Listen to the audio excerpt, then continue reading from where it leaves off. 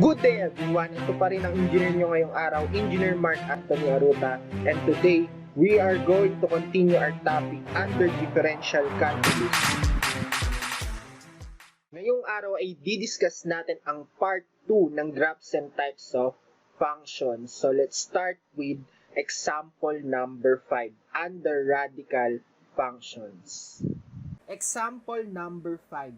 Find the domain and range of the function y is equal to square root of x squared plus 2x minus 8 and sketch the graph. So mag-start tayo sa paghahanap ng domain at range.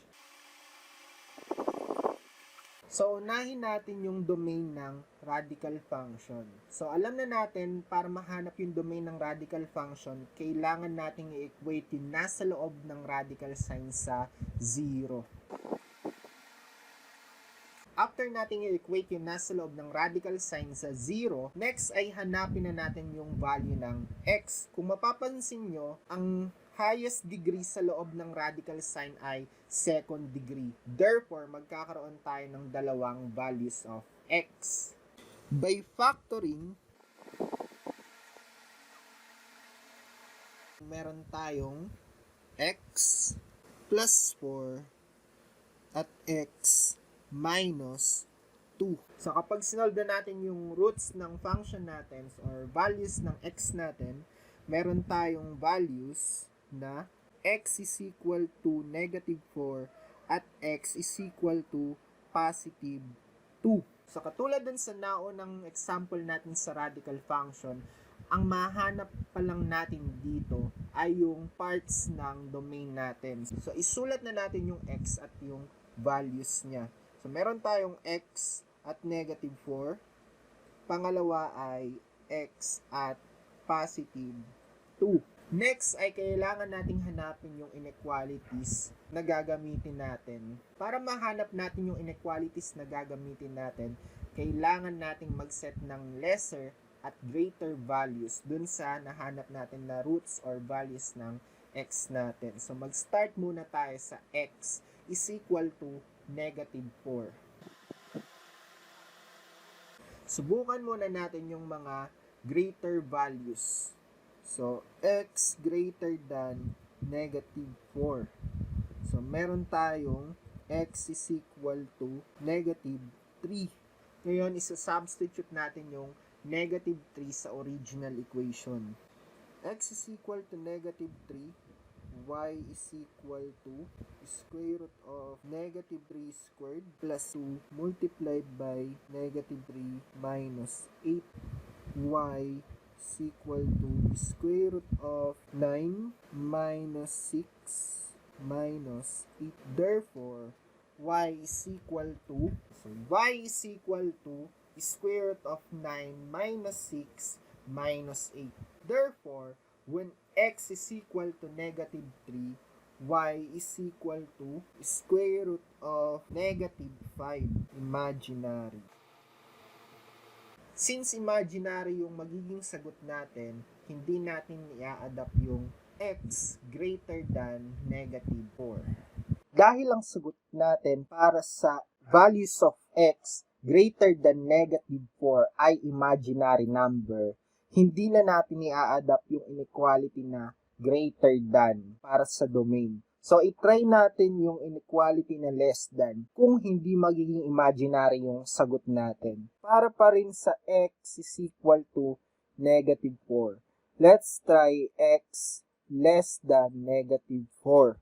Ito yung mga numbers na mas mababa sa negative 4. So, let's try x is equal to negative 5. So, i-substitute natin yung negative 5 sa original equation. Therefore, y is equal to square root of negative 5 squared plus 2 multiplied by negative 5 minus 8.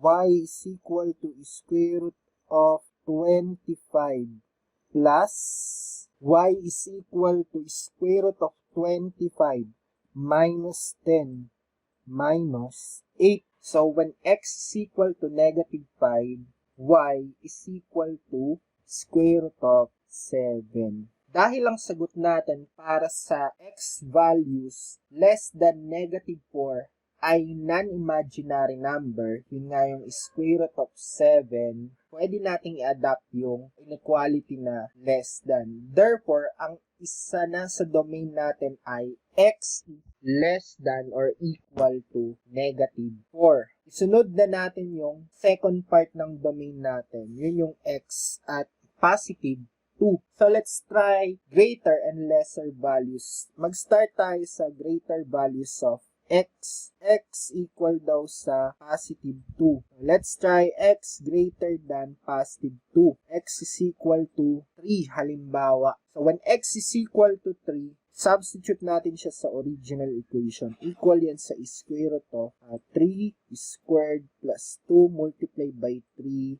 minus 8. Y is equal to square root of 9 plus 6 minus 8. Y is equal to square root of 7. Dito pa lang nakita na natin na ang gagamitin natin na inequality ay greater than. Dahil ang nakuha nating sagot ay non-imaginary number. Yun nga yung square root of positive 7. Pero i-try pa rin natin yung values of x less than positive 2. Values of x less than positive 2. So let's try x is equal to 1. Substitute natin yung 1 sa original equation.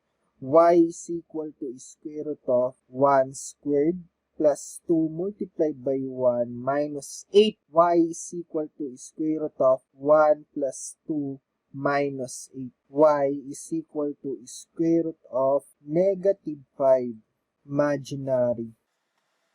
Therefore, hindi natin i-adapt yung values of x less than positive 2. Therefore, ang domain na natin ay x less than or equal to -4 at x, ito nga i-adapt natin, greater than or equal to positive 2. So, para sa range natin, meron nga tayong value na mag-i-start palagi sa 0. So, ang problema na lang natin ay yung inequality na gagamitin natin kung greater than or less than 0 ba siya. Para malaman natin kung ang gagamitin natin na inequality ay greater than or less than, ang tinitignan lang naman natin ay yung sign sa labas ng radical symbol. Dahil ang sign sa labas ay positive, therefore, ang range ng radical function natin ay y is greater than or equal to 0. So, meron na tayong domain at range na nakuha. Next ay yung pag-graph ng radical function. Dahil meron na tayong domain at range dito sa radical function natin, ang next step na natin ay i-graph yung function.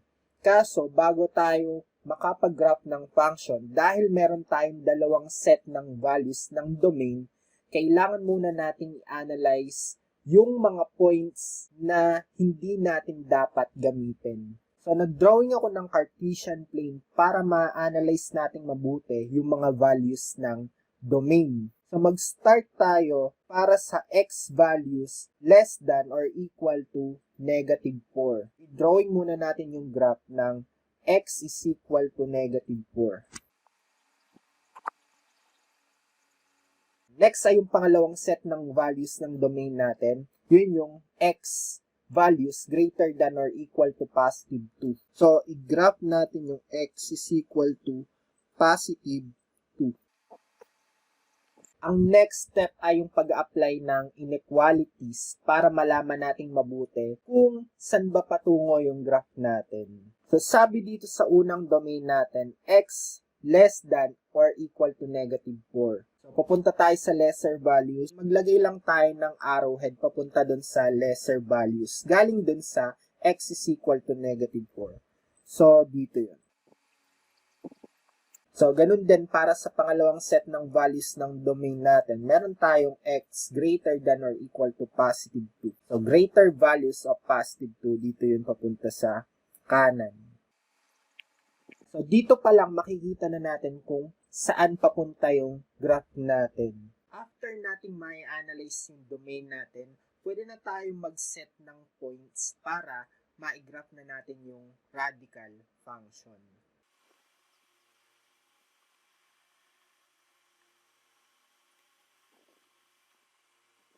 Usually, kapag nag-a-analyze ako ng mga points, nagsisimula ako dun sa pinakamababang pwede kong maiset sa kanya. Dahil meron akong domain na x less than or equal to negative 4, pwede akong magkaroon ng assumption na x is equal to negative 5.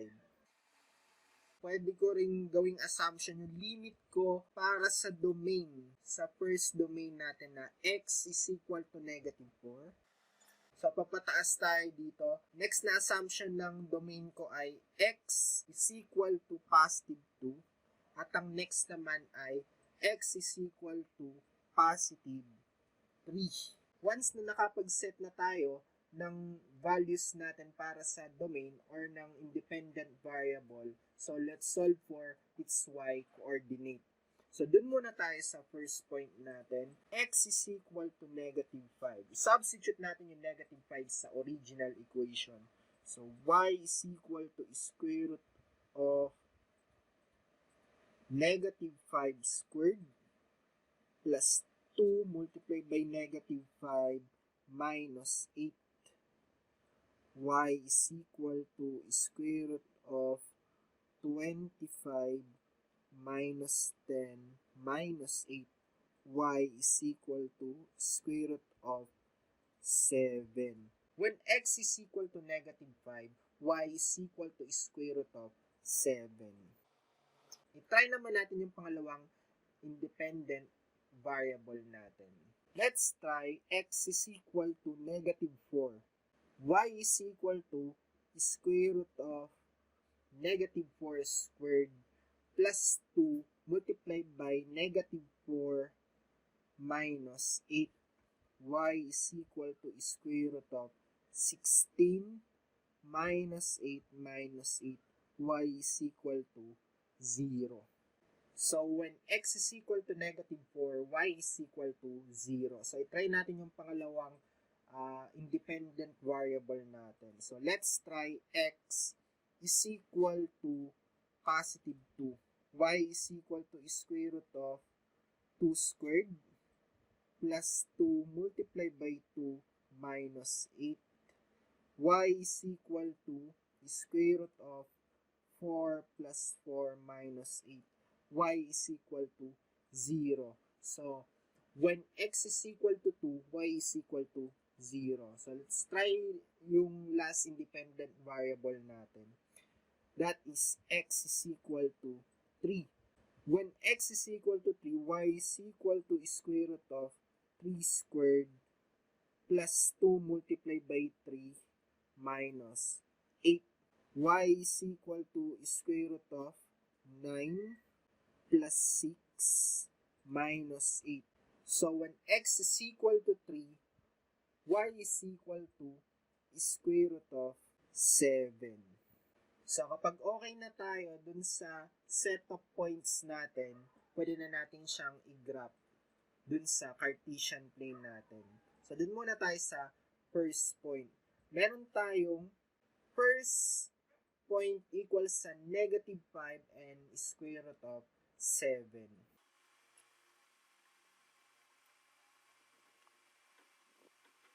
Second point natin ay negative 4 and 0. Third point natin ay 2 and 0. Pang-apat na point natin ay 3 and square root of 7.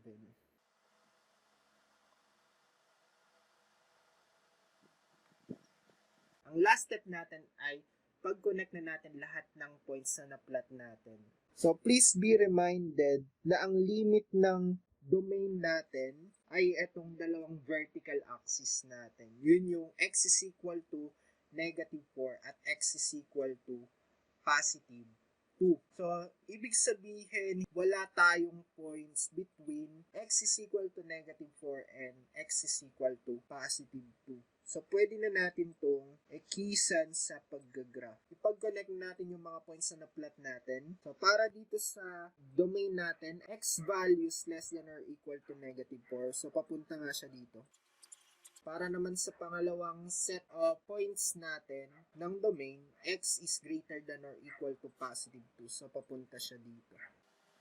So, once na ma-connect na natin lahat ng points natin, ang last step ay yung pagpapangalan dun sa nabuo natin na graph. So, itong graph natin, ang pangalan niya ay y is equal to square root of x squared plus 2x minus 8. Therefore, ang sagot na natin para sa example number 5, meron tayong domain x less than or equal to negative 4 and x values greater than or equal to positive 2. At meron tayong range y is greater than or equal to 0. Dahil meron tayong positive sign dun sa labas ng radical sign. So, ito na yung sagot natin para sa domain at range. At meron tayong graph ng function natin, radical function, etong nasa loob ng box. Ang last type ng function natin ay yung tinatawag na rational functions. These are functions of the form y is equal to f of x divided by g of x, where g of x should not be equal to 0. Para maintindihan natin mabuti yung rational functions, let's take example number 6. Find the domain and range of the function y is equal to 4x divided by x minus 1 and sketch the graph. So, mag-start ulit tayo sa pag-solve. Kuhanin natin yung domain at range ng function. So, mag-start tayo sa pagkuha ng domain at range ng function. Kung sa radical function, ang iniiwasan natin ay magkaroon ng imaginary numbers. Dito sa rational function, ang kailangan nating iwasan ay magkaroon ng 0 value ng denominator. So, usually, ang first step para malaman natin yung domain ng function natin, kailangan natin i-equate yung denominator natin sa 0. So, first step natin, equate natin yung denominator ng right side ng equation sa 0. So, x minus 1 equal yan sa 0. Therefore, equal lang x natin sa positive 1.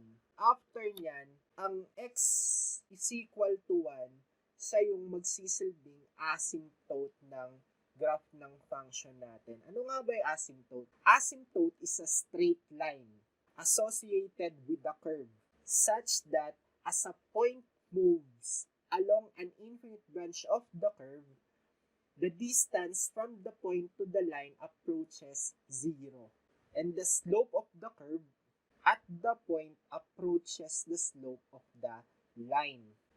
Sa madaling salita, ang asymptote, ito yung axis na iniiwasan ng graph ng function. Therefore, ang sagot natin para sa domain ay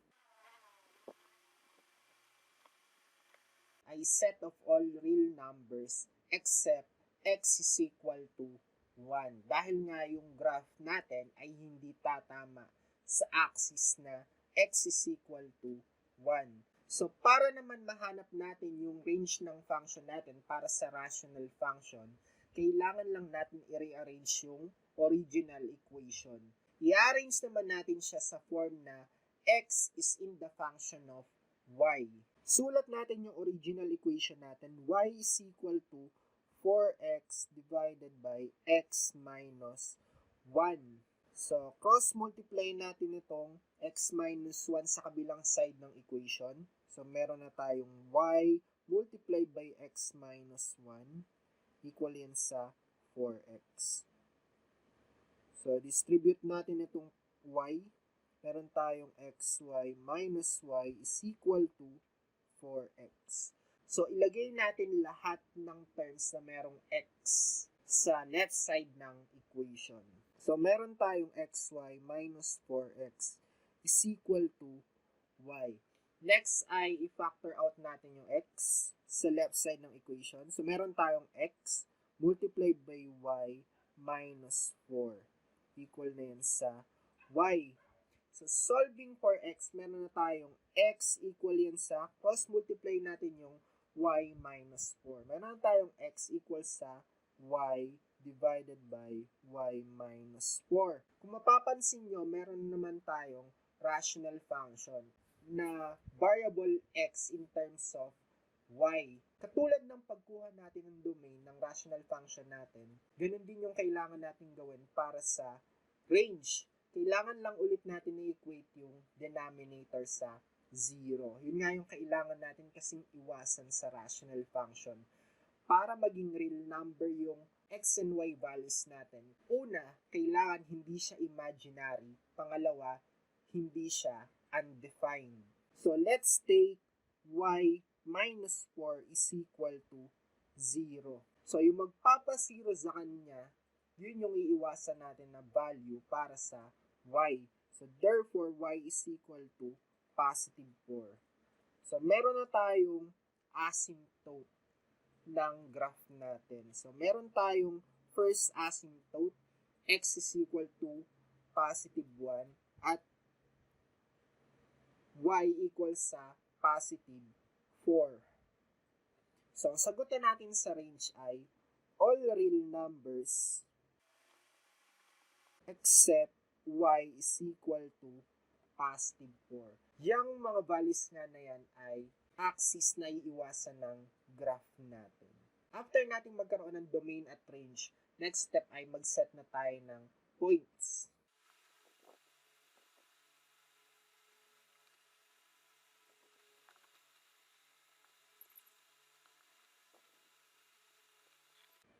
Bago tayo mag-set ng points, i-graph muna natin yung asymptotes natin.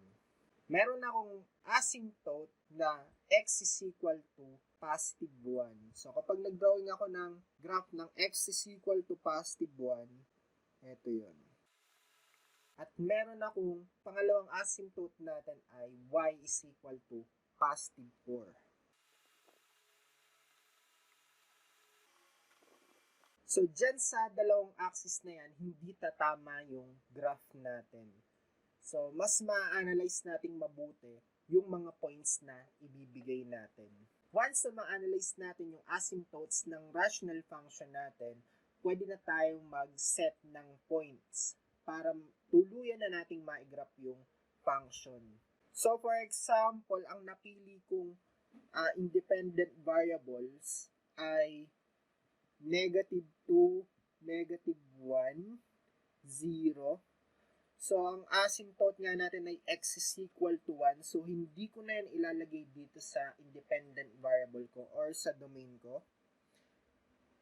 Ang next ko na ay x is equal to positive 2, 3, and 4.